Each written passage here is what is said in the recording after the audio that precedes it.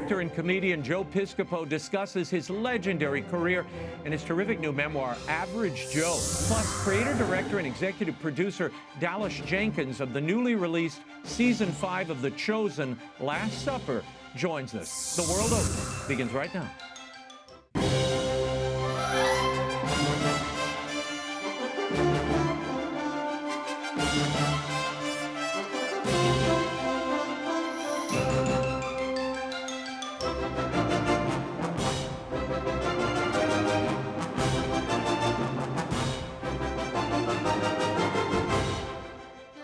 Now, Raymond Arroyo.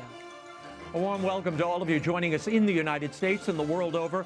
A great show for you this evening. If you'd like to comment, send me an X post. I'm at Raymond Arroyo, and on YouTube, I'm at Arroyo Grande Show. He's a comic actor, a master impressionist, star of numerous classic comedies, not to mention an early 80s cast member on Saturday Night Live. He's also the author of a new memoir packed with behind-the-scenes stories about his incredible life in showbiz so far. It's called Average Joe, the Memoirs of a Blue-Collar Entertainer. Here's my exclusive interview with the vice chairman of the board, my pal, Joe Piscopo. Joe, thank you for being here. I'm delighted. You're going to tell that story later about why I called you vice chairman of the board. But tell us how you got into this business, Joe, and who your first inspirations are. I thought it would be Sid Caesar or Milton Berle or somebody, but it wasn't. Yeah, very close. And Raymond, honored to be with you always. Yeah. Really always an honor to be with you, dear friend. And thanks for reading the book. I appreciate that very much. But you know, the funny thing is, when I was a kid in Bloomfield, New Jersey, and we'd be watching the Ed Sullivan Show, and I just could distinctly remember, third grade maybe I was, and there was a guy, and this is really esoteric, so stay with me if you would. There was a guy named Guy Marks, and he was a comedian out of Philadelphia. And he would do like bits, and also a guy named Frank Gorshin. These guys would do bits. They would set stages and say, what happens if this guy, if Humphrey Bogart, walks into a bar?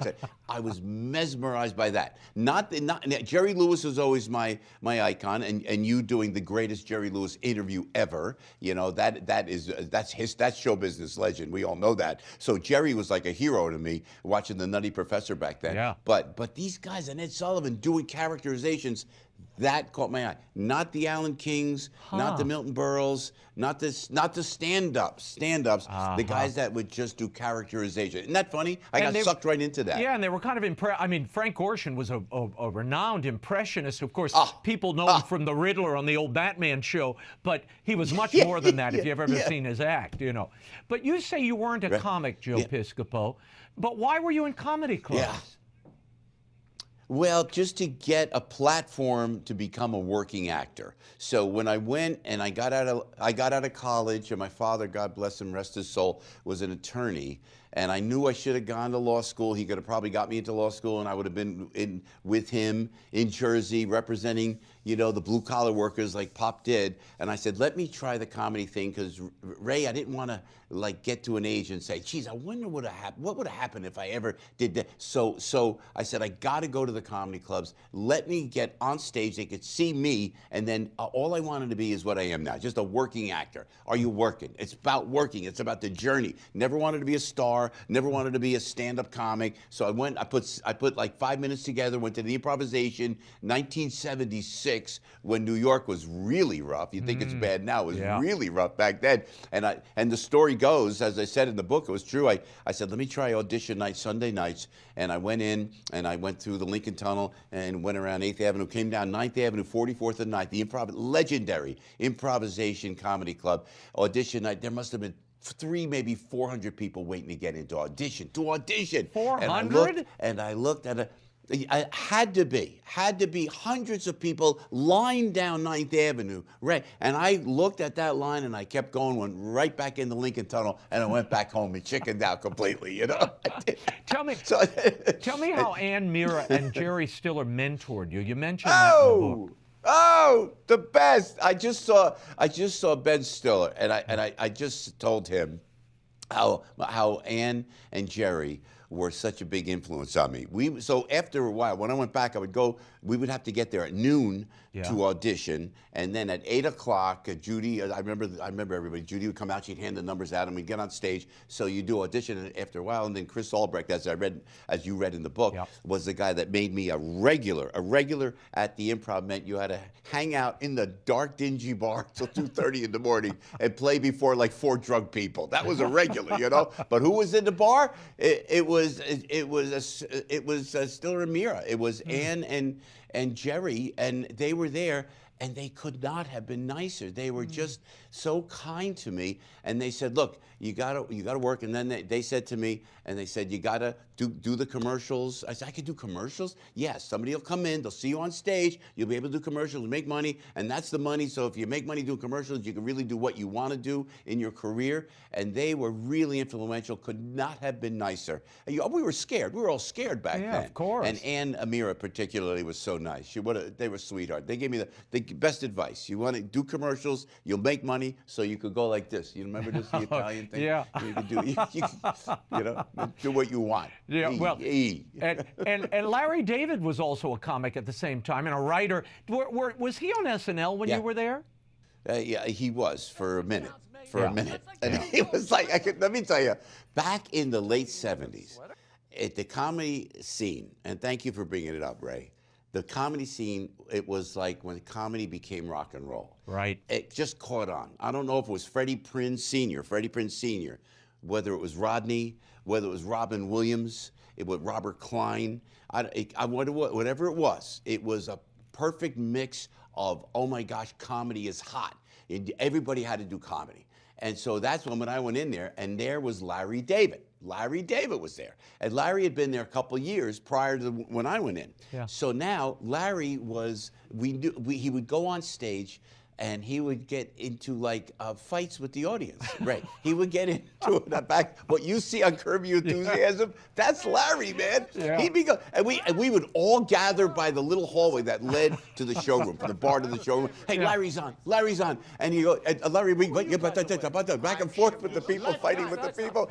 And it was, you know what though? It was comic genius. You could see it was comic genius, you know? But I've never seen him do a full set, because he would always leave in a huff. It was so great to watch back then, you know. He'd leave in a huff. Yeah, look, we have mutual friends, and he continues that routine today, Joe. But look, tell me, leaves in a huff. Tell me what you learned when I read in the book about Rodney Dangerfield. He was the first comic I ever saw live. I was 11 years old, and I begged my mother to buy tickets to 2 of his shows back-to-back in New Orleans. And I sat in the front row. He insulted me for half of it. It was fantastic. What did you learn from Rodney Dangerfield? Well, Rodney was a sweetheart, and he would come in, and I was the MC at that point. Right. And so I'd be on the stage at the Improv, and you could see the shadow of Rodney in the back light, in the back room. And I'll never forget this. And Rodney, I'll tell you, sweetheart, great guy, and blew that room out like nobody else. Rodney killed it. Pryor came into that room. All the greats came into that room. Nobody blew that room out. The improvisation, 44th and 9th, Hell's Kitchen in New York, late 70s, like Rodney. And we would watch him mold his set to go on the Tonight Show. And then we'd be in the bar, you know, on a weeknight, and we watch Rodney do his brilliance. So I saw his shadow, and I went, whoa, it's Rodney. So I say, being a kid, I don't know what that, I'm on stage going like, hey, Rodney Dangerfield is here. And the crowd goes nuts. They go nuts. And I go, Rodney, come up on stage. Come on. And I'm like that. I go on stage. There's a pause. There's a little pause. I go, Rodney, come on. Rodney finally comes up, does a killer set. After the set, we go back to the bar, and he says to me, and he comes over, he goes, Joe, you're a good kid. You're a good kid. I like you. You're a good kid. You're okay. You're okay. You're all right. You're okay. And I'm looking at him, I go, thanks, Rodney. He goes, but you don't introduce me like that. You got to do it with respect, I'll tell you.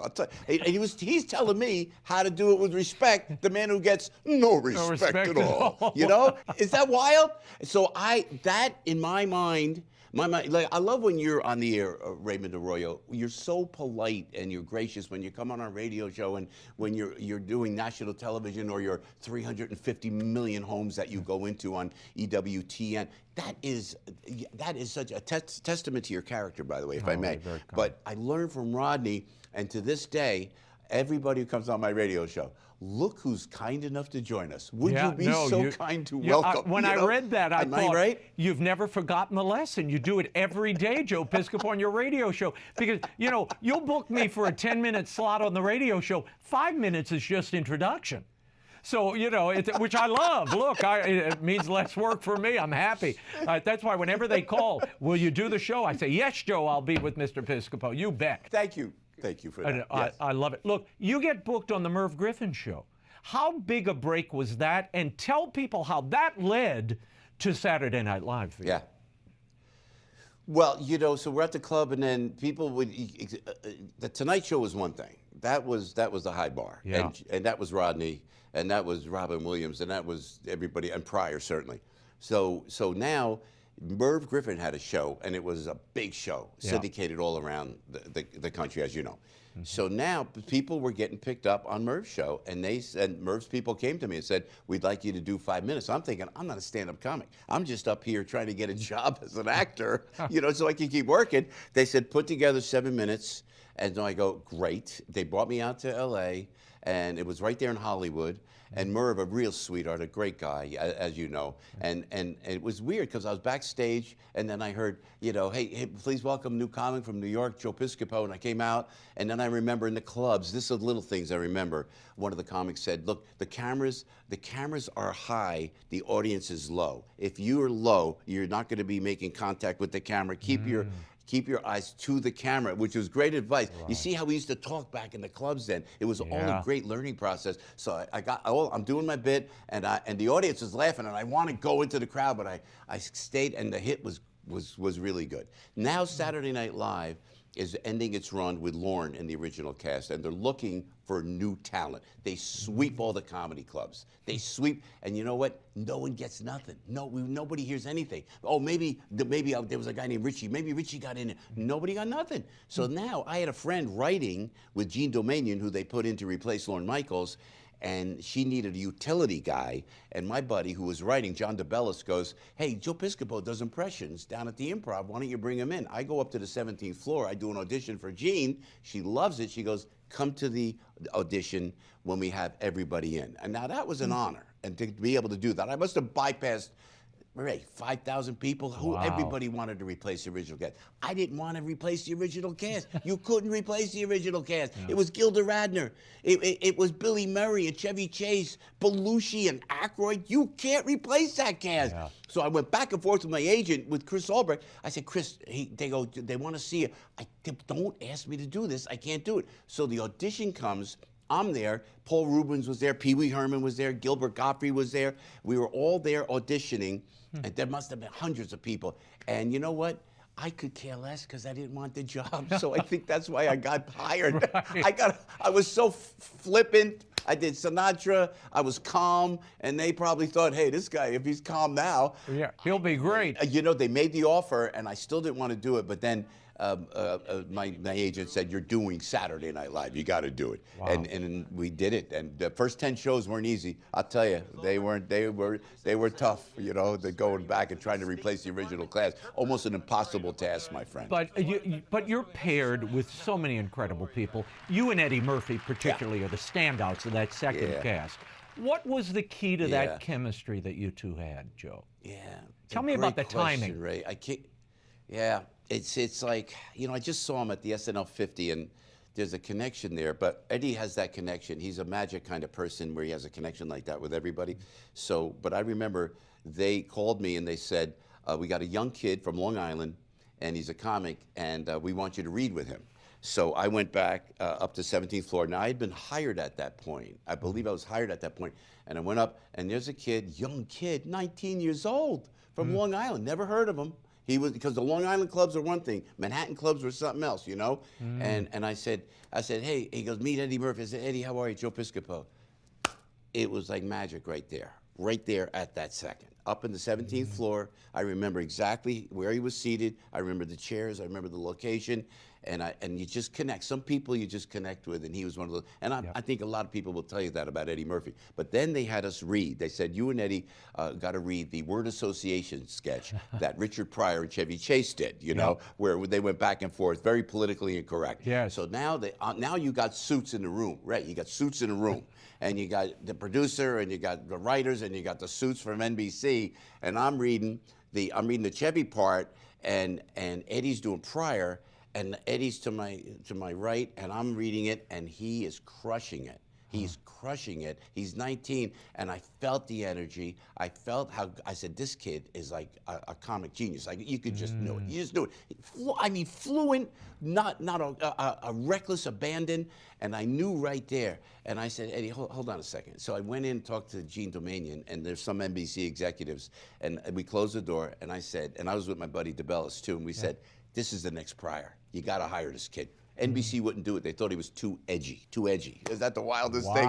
You know? I said, I know, Eddie was too edgy. So they made him a featured player. So the first time show, you will see Eddie in these nondescript sketches. But then he goes, this was the key, if I may, where he goes, I want to do a sketch. I go, what are you thinking, man? And we just, again, the friendship was there. What do you think? I'd go out to Long Island, we would hang out. He goes, I want to do a sketch about a guy who's in the NBA and saying there should be no white people in the NBA. And I went, that's hysterical. Can you make that? So I go, come on, Weekend Update. I'll do the sports guy. Hello again, everybody. Joe Piscopo live, Saturday Night Sports. And you sit next to me, and Eddie and I work our way in to the Weekend Update desk. We put him on phone books so he looks taller than I. Crushed it, and the rest, as they say, is history. He just crushed it, and he ran with it. Tell me about the Sinatra and the Stevie Wonder sketch, an all-time classic. Like I said many times, you are truly a wonder. Thanks a lot, Frank. But where did that originate, Joe? At a piano upstairs on the 17th floor. And the song came out, Ebony and Ivory, and Eddie and I were at the piano, tinkering around the piano, saying, you know, we should do our version of this. You should do Stevie. I'll do Frank Sinatra. And we turned it over to our key writers, Barry Blaustein and Dave Sheffield. And they wrote it, and we had read-through, and it was, I couldn't tell you exactly what it was, Raymond, but it was, to me, my duty doing the Frank Sinatra impression was protecting the Sinatra name. I never wanted to be rude. The sketch was a little too edgy for me, so I cleaned it up, and we went and we tried it, and I remember mounting it, and it just felt so comfortable because Eddie he did a killer Stevie Wonder, hilarious. me doing the Frank Sinatra, and you know, I don't know that you would get that through read-through now. You are black and I am white. Swing it, Stevie, with a bounce, baby. You are black, I am white. And then the one time I upstaged Eddie Murphy ever, the one time only, you are blind as a bat and I have sight. I was like, oh my God.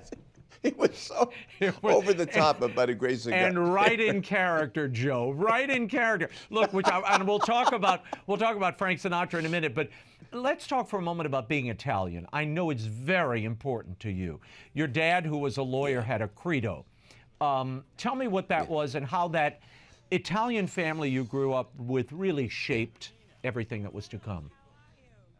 Yeah, you know, my grandparents came from another country, as you know, and they worked so hard. They could barely speak the language. And when my father first went to school, he couldn't even speak English, you know. And I got to tell you, I went back to the school at what is now the Roberto Clemente School in Newark to speak with the kids, you know. And I went and I told these kids in a Spanish class, they didn't speak a word of English. I said, when my father came to this school, he couldn't speak English either, you know. And I'm telling you, so they went. He learned the language. Not only did he learn the language, he went on to skip 2 grades at that school, and he went on to become an attorney to represent the non-English speaking blue-collar laborers that his parents were. My grandparents, they would talk. Man, I can't believe what they went through. So Pop, they would just, I don't know how to describe it. My mom too.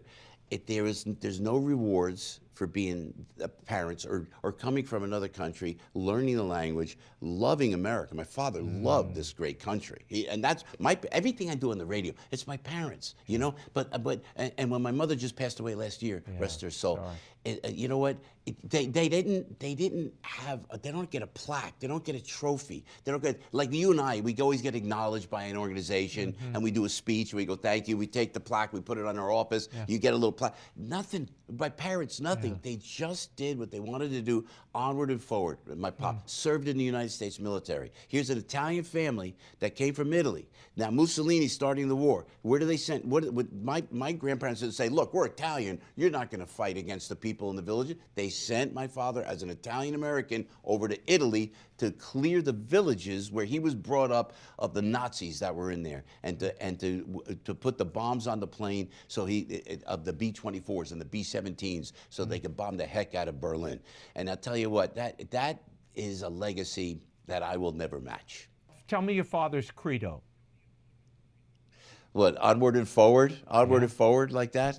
It was just like never say die, always, always keep going, and the fact that he always, and this is my father in a nutshell. It was his funeral. We were about his funeral. It was the wake, and there was some guy at his coffin as he was laid out, and the guy had, you could see dirt in his fingernails. His jeans were all dirty, and he looked like he just came off the site, the work site.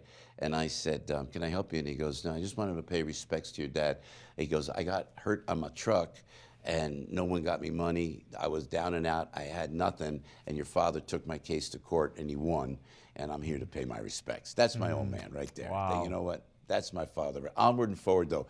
No matter what you go up or down, in and out, and if you read in the book, I don't want to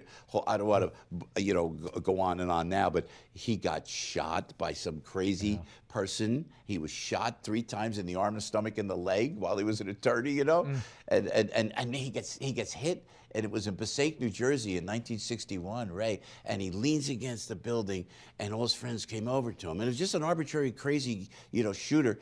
And they said, Joe, are you okay? To my father, Joe, you okay? What can we do? And my father hands him his briefcase and says, you better cancel all my cases for tomorrow. I don't think I'll be able to make it, like that. He had a Onward and great forward. sense of humor. Onward Boom, and forward. like that, man. Joe, your mother sent you to piano lessons, which led to your first onstage appearance. Tell me about that. Tell me about the first time on stage. Ray, Mrs. Gimbel. And somebody called on my radio show the other day and said, I remember Mrs. Gimbel. They were friends with Mrs. Gimbel. She was from Glen Ridge, New Jersey. She was my piano teacher. I wanted to play baseball with Johnny Vargo, with Johnny LaBadia and Kenny Russo. We had a little rat pack in 6th grade in Bluefield, New Jersey, I said, I want to play baseball. And Mom said, you're going to take piano lessons. I said, Mom, please, I want to go on. And so I took piano lessons, and Mrs. Gimbel, she used to keep time on my shoulder like this, boom, boom, boom.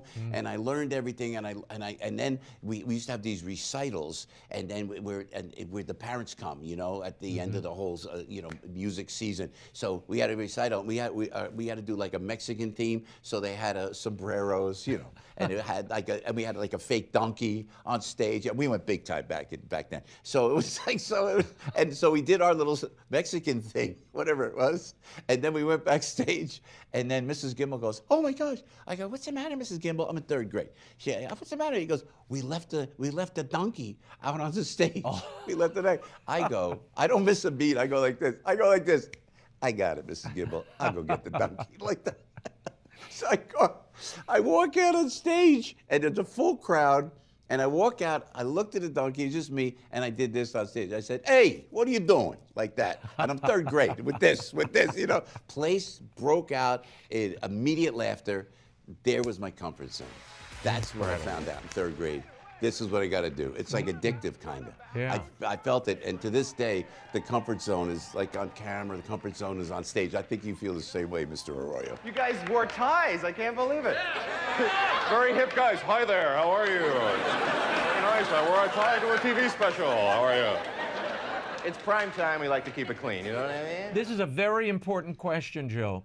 Where did you first see or hear Frank Sinatra?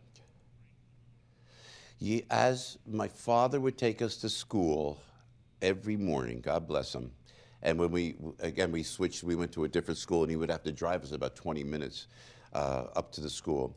And he had on the radio was always Francis Albert Sinatra, a gentleman by the name of William B. Williams. Oh yeah. And he was the legendary radio announcer who actually gave Mr. Sinatra the title, the term chairman of the board. Yeah, that's right, chairman dubbed him the board. chairman of the and board. I would listen.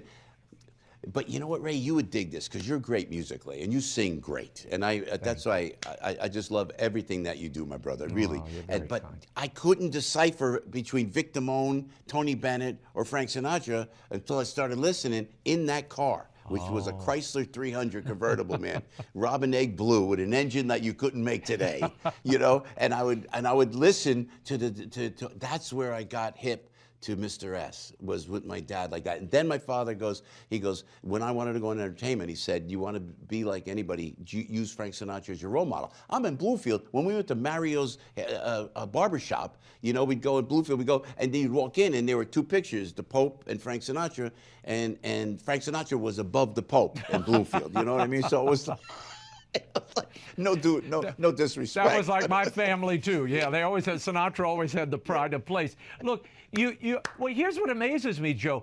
You were hesitant to do Frank Sinatra on Saturday Night Live. Why? Well, please. It was because I'm Italian and he's Italian, and it's respect. What you thought he was going to come visit you? What did you think? No. You know what people say, you know? It's like, you know, Mr. Sinatra does not like what you're doing on TV. It wasn't anything wasn't like that, man. It wasn't like that. No. Hey, no, but it was like, when I went on, I started doing the Frank Sinatra impression at improvisation. You would love this, too. Yeah. This is a bit you could do tomorrow. It's like where I would say, lady is a tramp, but I wouldn't end the song. That's why the lady, and I kept going to annoy the crowd. Why the lady, hey, that lady. It was very Andy Kaufman-esque, you know. Ending. And it was...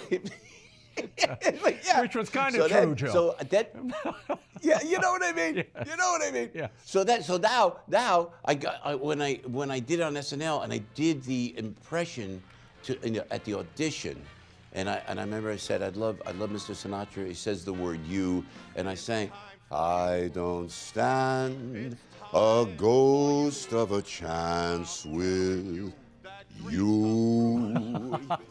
Come on, baby, it's time. It's time for you. So they liked it. I go on and I do the impression. I wrote him a letter. I wrote Mr. Sinatra a letter through Mickey Rudin, his attorney at the time.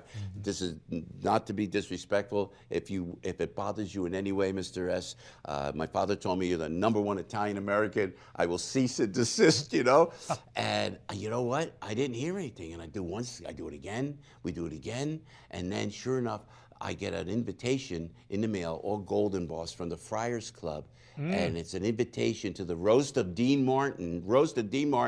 Who's the master of ceremonies?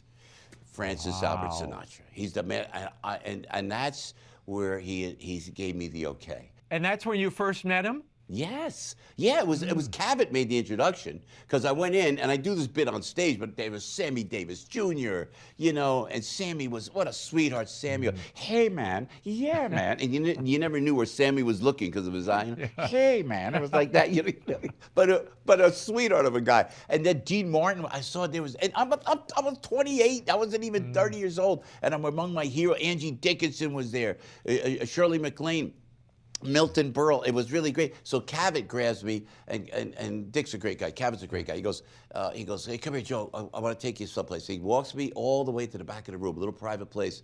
And then I had my head down, and as I tell the story, this is the way it happened. And I looked up, and there was Frank Sinatra right before me, as close as the camera is now, that close. And you look into the baby blues of Francis Albert Sinatra. He looks right down into your soul, man. I tell you what, you could feel the energy of this man. He was one of a kind, and he's right there.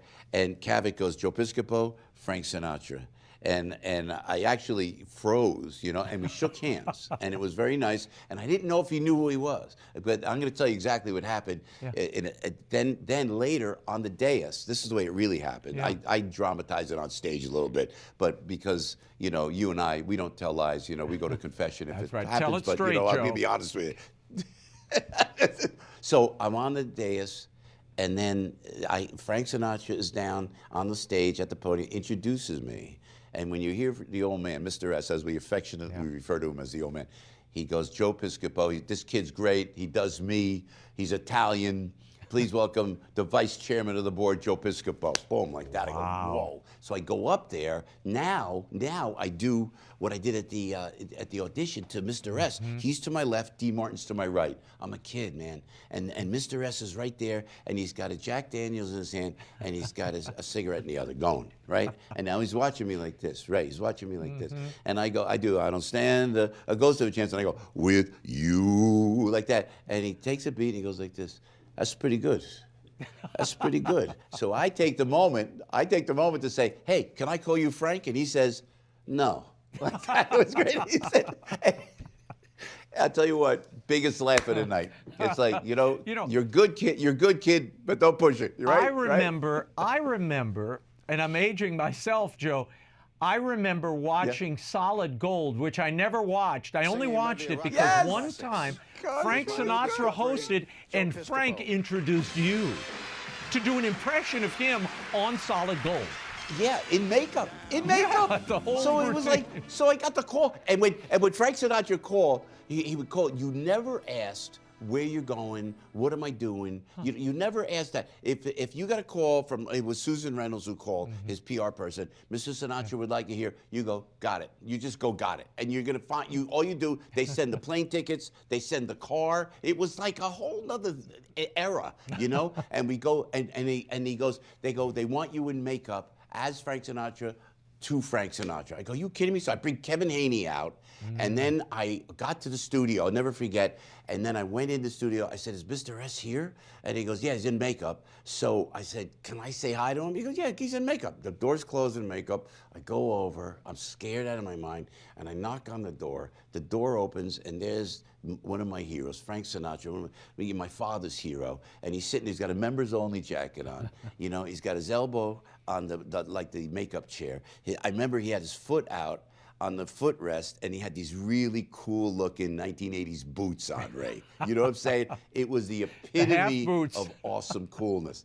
The half boots, man. And he looked, and it was Frank. You know what he did? Again, what I learned from Mr. Sinatra? He jumped up. He stood up immediately as I walked in. I'm a kid. I stood up. Hey, Joe, baby, how are you? How you doing? And he said to the gal I was with, hey, is he wacky around the house? He used the word wacky, which I love. Yeah. Hey, is he wacky around the house like that? But, it was respect, man. It was loyalty and respect and all the great things about the Italian-American heritage that my parents taught me, that my grandparents taught me. And there it was in the greatest entertainer for me of all time, Frank Sinatra. So, and then I did him, as you saw, I did him to him. It's hilarious. And I'm alive to tell the story, my friend. Yeah, that's right. And you survived. And I know our pal Jerry Lewis did SNL with you, and you all bonded. What did he teach you, Joe? Jerry, and boy, you are the guy. You are the guy that did the single greatest interview with Jerry Lewis. Ray, I tell you, that is credibility and that is legend, my dear friend. I'm not just patronizing you. He was ready to tell the tale, Joe. I do think there's a period where people are just ready, and he was really ready then. And we did connect. It was like when you described the thing with Eddie earlier. There are people who just gel and you can't fake it. It's just there or not. And he will see insincerity in a second, as you know. Oh, yes. The one thing I learned about Jerry had a sixth sense. And if he saw you were off a little bit, the fact that he accepted you, it might have been what did you, Fanta soda? Is that what you brought him? Yeah, I brought him the Irish soda. Good memory. Yeah. Chris, my producer, who's still my producer, it was Jerry's birthday. I said, what am I going to get him for his birthday? So I knew he drank that awful orange Fanta, sickly sweet, give me a diabetic coma soda. So I went down to the whatever it was, the Giant or the supermarket near his house. I got a case of Fanta soda. We put a big red ribbon around it. And I walked into the house first time I met the man. And I said, well, what do you get the man who's got everything? I said, how about this? And I dropped it in front of him. And he laughed his butt off. And that was the beginning. That was it. I was in. And thank you for that, man, because those of us who love him and cherish him as the genius that he was, but when he came on SNL and then Jerry, what? Why? I don't know. It's what came out. Jerry, what do I hear at the elevator around the corner? Joe. And we hugged, and it was a love affair. And here's one of your cinematic icons, you know, because don't forget, I'm a kid, I'm 9 years old, whatever I am, watching The Nutty Professor, and here he is in person. Could not have been more gracious. I was in my glory. I'm gonna do Nutty Professor, Jerry, you know, the younger guy, however it was. And then something happened where Jerry couldn't direct, Jerry wanted to direct, Jerry wasn't happy about it, and there went the project. And my heart was broken. The only solace I had was it went to Eddie, because Eddie and Jerry were very close as well. And it had to be done. But you know what, between you and I, with due respect to everybody, that original Jerry Lewis Nutty Professor film, as you know, Raymond, it's Chaplin, man. It's Chaplin. It's untouchable. You know, genius, absolute genius. Yeah. Right? Tell me, there's a serious part of the book I want to get into, and you talk about candidly about your cancer scare. And was it thyroid cancer? Yeah. And thyroid cancer, yeah. How did that, I know that led to your bodybuilding, which, you know, became kind of a brand for Joe Piscopo for a while, but how did it deepen your faith? Yeah, great question. Because I think when I was in high school, and I almost didn't graduate high school, and then I did. I somehow, my father helped out, and I graduated, and I made it on to college. And I went to church. Everybody was going to parties at graduation, and I went to Notre Dame Parish in North Colwell, got on my knees to give thanks. But as I went on, I seemed to have lost the faith. You hear it a lot. I went to college, I was still there, but by the time Saturday Night Live, I kind of lost my faith. So then, when I was diagnosed through my brother-in-law, Dr. Harrelson, rest his soul, he was great. He found something. He said, you got something in your throat. We went and had the biopsy, and they said it could be cancer in your thyroid. And now I'm doing Saturday Night Live. Everything's happening just the way it's supposed to happen. You're starting to make it a little bit. And now, what? You know what I did? To your point, Ray, I got kind of angry. You know, you get angry at God, why is this happening? Because everything else is going so well. And then we went in, the way it happened, they took the biopsy, they said, it may be something, you gotta go into surgery. I do the Saturday Night Live episode with Eddie doing Muhammad Ali, Billy Murray hosted, remember like yesterday, got up the next morning, did a hit on NBC with Brian Gumbel on NFL Today, went right into the hospital, they cut me the next day. They took it out, took half the thyroid out, and they said, you're fine, you're great. Then I have a friend, Dr. Rock Positano. This is wild. Don't forget, I'm fine. You know what I said? I didn't say, thank you, God. I went, of course I'm fine. You know, what am I, 31 years old? I got this. I don't need it. You get cocky like that. Then my friend, Dr. Rock says, send the tumor down to NYU. They do they cut into the tumor. Remember, you know, Paul Sorvino and Goodfellas with the garlic, you know, like that. That's the way I think I'm thinking, that's what I picture you know, well, they found, I could joke about it now, but they found a medullary carcinoma. It was encapsulated. That's a very aggressive form of cancer. So I went, what? So I got upset, and I really pulled away from my religion then, thinking, rather than saying, this is, you know, you moron, this is a warning sign. You're doing something wrong, take it as a sign. And I took it as an offense, and I just lost the faith, and it took me a good 10 years after that to understand what I think God was trying to tell me, Ray. So in the long run, my faith is unwavering and unapologetic. You can't, and I love when I talk to you and you talk to like-minded people who understand the presence of God, the strength of the saints as a Catholic, you know, but back then I missed it, man. I missed it, but by the grace of God, they gave me a cure rate in 10 years after that, you know, and then I started to see, and my face really strengthened after that. Well, goodness knows you've made up for lost time, Joe Piscopo. On your radio show, you constantly talk about faith, and you cover issues of faith that, frankly, remain uncovered in many other parts of not only radio, but the media at large. We could go on all day, and we will do this again, I hope, in person. But, Joe, I can't thank you enough for being here. And I have to say, Joe, people should listen to your radio show and your incredible Sundays with Sinatra that are, you know, must must listen in the Arroyo house. Yeah, Ray, I love you, man. I love you. I love you being strong enough to stand up for what you believe in.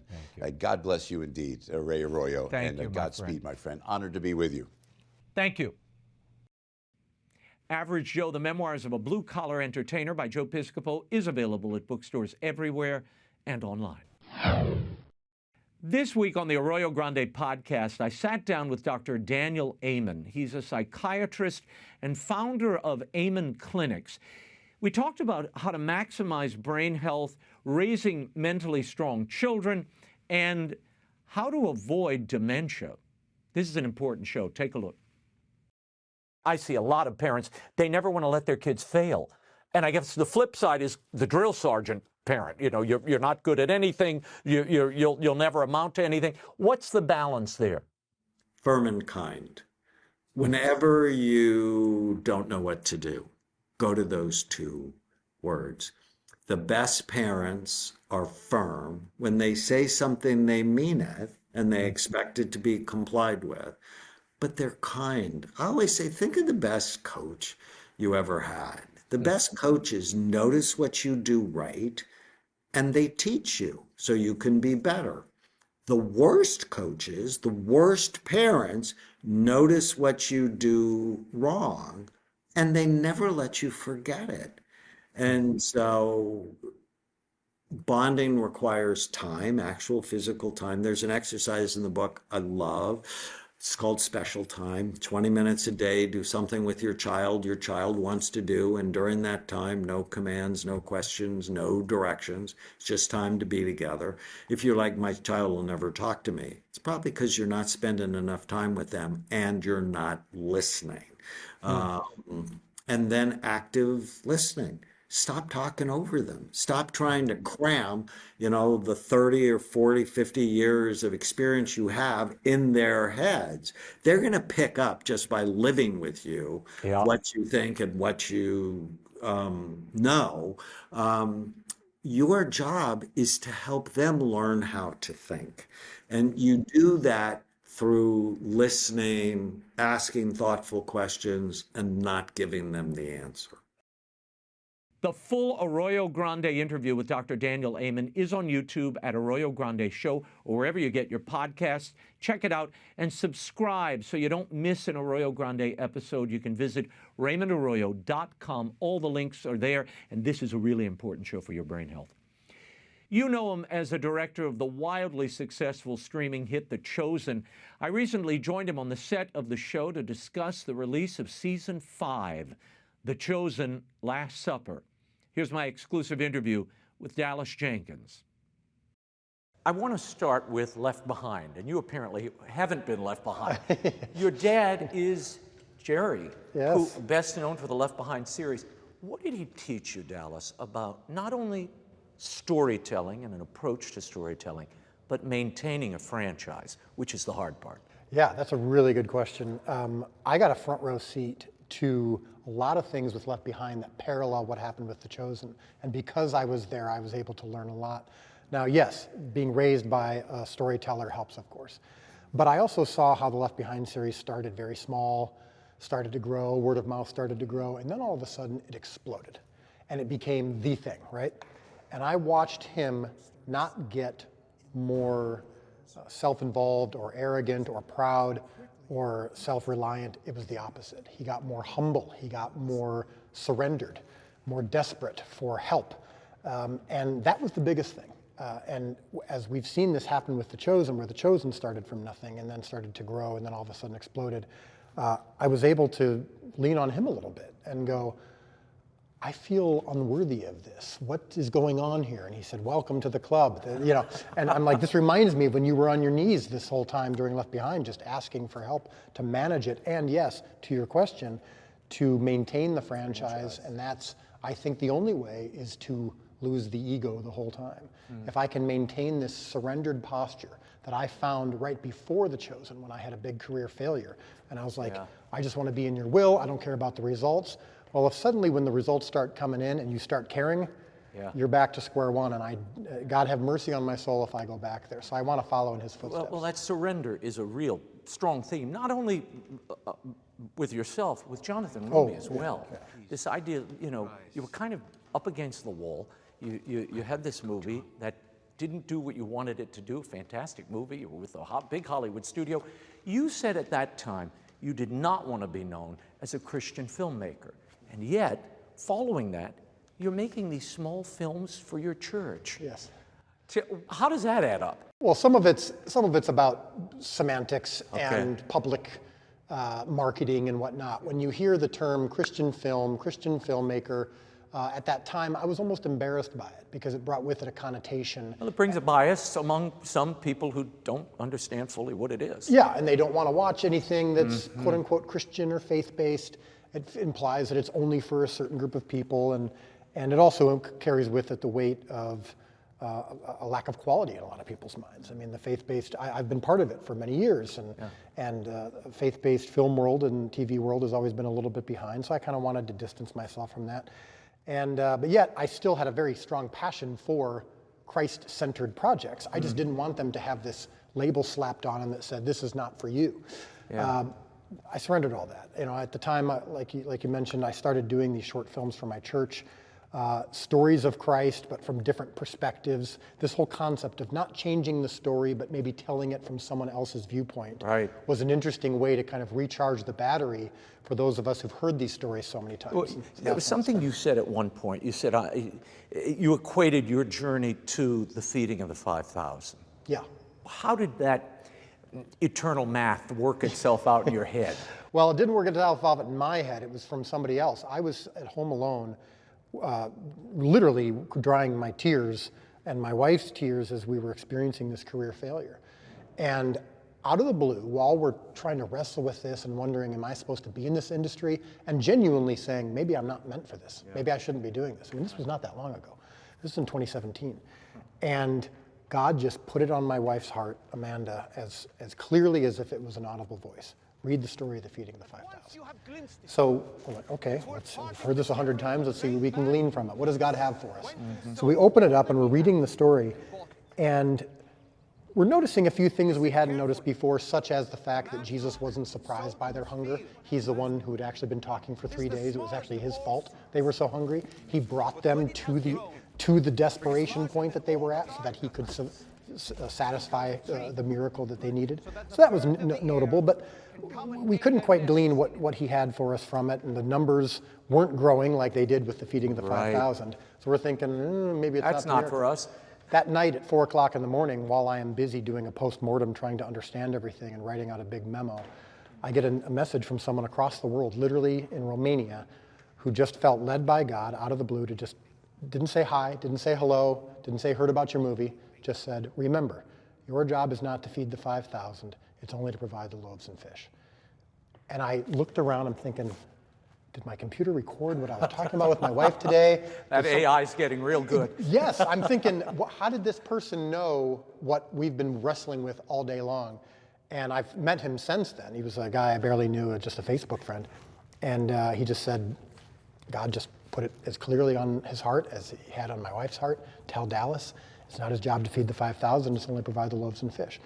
So that has become my whole surrendered posture since that moment, is I'm focused on making the best loaves and fish that I can.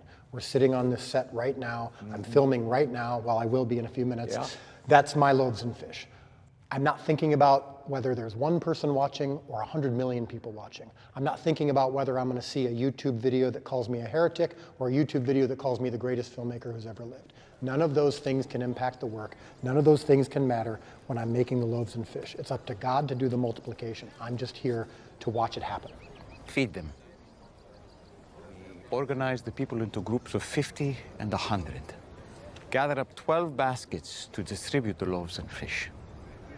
Where did this idea come from? The way, because you said it a moment ago, we've all heard these stories, hundreds and hundreds and hundreds, if not thousands of times. Yes. Your perspective on it was that you would see Christ through the eyes of those he affected. And when I heard that the first time, I thought of Orson Welles. You know, Welles wanted to do a movie from the POV of Jesus, where you never see Jesus' face, just how he encounters everybody else. Yes. Is that kind of the conceit here of The Chosen? Well, even with Orson Welles' idea, the idea was that Jesus is the perspective. And the problem with that, I've seen it done many times, and it's fine, and I love seeing the Bible portrayed, but Jesus makes actually for not a great literary character. He's not a great protagonist. He doesn't learn anything. He doesn't change. He doesn't become better from being bad. He doesn't. Character arc is kind of. It's not boy meets girl, boy loses girl, boy gets a girl back. Like you said, the character arc is here, and so I thought if we were able to experience Jesus through those who were around him, including his enemies, and maybe if we saw Jesus through the eyes of those who actually met him when he was here in person, maybe we could be changed and impacted in the same way they were. And so you might identify with Mary Magdalene, you might identify with Nicodemus, you might identify with Peter, or in my case, you identify a little bit with all of them.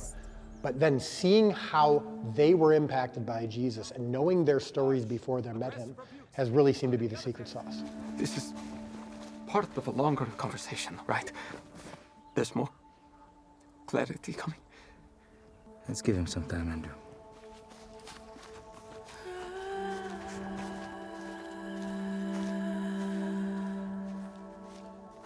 I love you.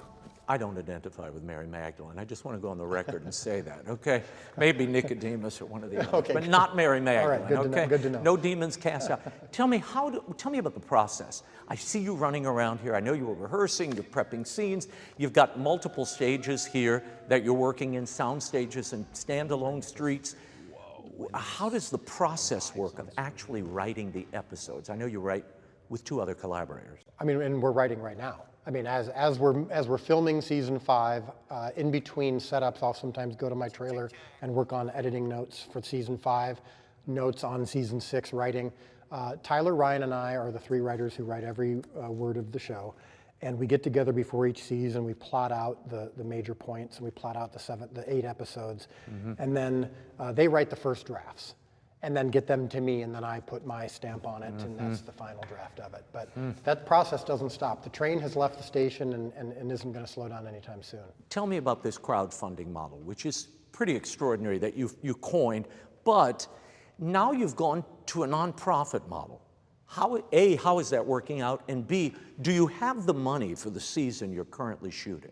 Yeah, all right, all good questions. So the nonprofit model that we're in now came about because the free model that we had, where watch it for free, choose to pay for it or not, and that worked great. But we're a for-profit company in that we have investors, we have to have long-term sustainability. But that model, our goal is to get the show to as many people as possible. But when less than 3% of the viewers are actually paying for it, it's tough to sustain. Right. And the show's getting bigger. And you've got actors union and writers union struck, and the crew union struck. You have to pay more. So the nonprofit model became the only way for us to have long-term sustainability. So it's working great. We're about to complete our financing for this season. The nonprofit Come and See has ensured, they've said, look, we're going to make sure you get to keep on schedule while they raise money. Wow. We don't have a big studio or network behind us saying, here's your, we see this is going to work. We're going to write a big, $500 million check to make sure you're good. We got to keep. Well, I like it. It's a walk engaged. of faith, though. Yes. I worked for a woman, Mother Angelica, who founded a network, and this is how she operated. Yeah. She said, Providence only moves when you move. If you don't move, he won't move. Yeah, That's my wife scary calls it the thing. manna program, which is every morning we come out with our hands outstretched for our daily manna. And God told the Israelites, don't store it up. If you store it up and start saving it for a future, I will make it rot. He wanted them reliant on him, and I think he wants us reliant on him for this In that as well. posture of, help me, I need help. Surrender. You've heard the critiques, and I've heard them too. There are people who love the story. Some say it's too colloquial. Yeah. Why is it so casual? Yeah. Did they really talk that way? Come on, Dallas. Yeah. You would say what? I would say they were human beings like we were. Jesus, of course, is fully human, fully divine. I believe in the hypostatic union, but it's very clear he was a Jewish boy born and raised in Israel, and there's no reason to assume that 2,000 years ago they acted like stained glass windows or statues. And I think sometimes we project onto them a formality that comes from a good place, reverence. We want to honor them, we want to respect them, we want to walk in their shoes, follow their steps. But I think the beauty of the story is that we're following the steps of people who were flawed human beings just like we were, needed a savior just like we do, had questions, doubts, and struggles just like we do. When you take that away and turn it into this formal, kind of distant thing, I think it actually not only hurts us and takes away from the power and causes some people, members of the church or people who've considered Christianity and then rejected it because they're saying, I can't relate to this. I can't live up to these saints. And you're like, no, they were like you.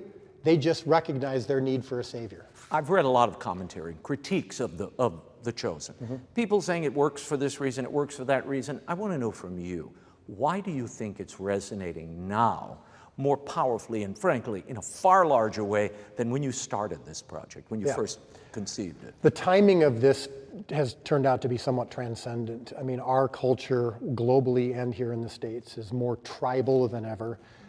We have drawn very, very strong lines politically, even gender, even spiritually. And of course, ethnically and nationally, we've drawn just these really strong lines. And the moment you step outside of that line, you must be playing for the other team and you're not one of us anymore. You say the wrong thing, you're done, right? This is exactly the time period that Jesus came into. He entered a time where there were national, spiritual, religious, gender, racial lines drawn. And when Jesus came, they thought, he's going to be here to fight the war, to win, we're going to dominate, we're going to finally beat our oppressors. And I think that's what a lot of people today are wrongly looking for. And what they actually need, and what they're looking for without knowing it perhaps, is that Jesus' message of there is one Savior, and it's him, and he's not here to actually win a war. He's actually here to start a new kingdom in your heart. And to all present here tonight, may the light of the Paschal feast burn within you, that with heavenly desires and pure minds, you may attain the festival of everlasting light, the kingdom I am bringing into this world. I think there's something about that that's resonating with people, and told in this human way. I hear from people everywhere I go. It's so human, it's so authentic, and that makes them then open to believing it's true.